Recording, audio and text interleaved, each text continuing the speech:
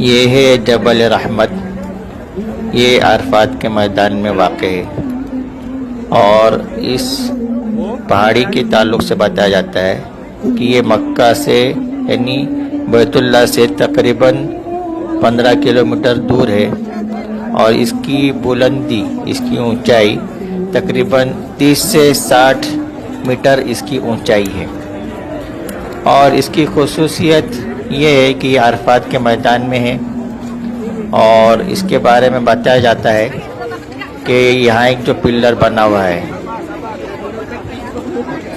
اس جگہ پر حضور پاک صلی اللہ علیہ وسلم نے حجۃ الوداع کے موقع کا خطبہ دیا تھا،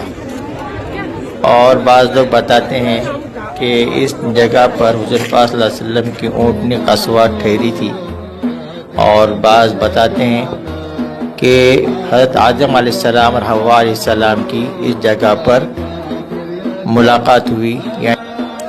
اور اسی جگہ پر حضرت آدم علیہ السلام اور حضرت حوا علیہ السلام کی توبہ قبول ہوئی۔ لیکن ایک بات یاد رکھنے کی، یہ جو پلر بنا ہوا ہے ایسے ایک نشان کے لیے ہے، یا چومنا یا پھر اس کو سجدہ کرنا یا پھر اس کو چمٹنا، یہ سب چیزیں منع ہیں اور غلط ہے۔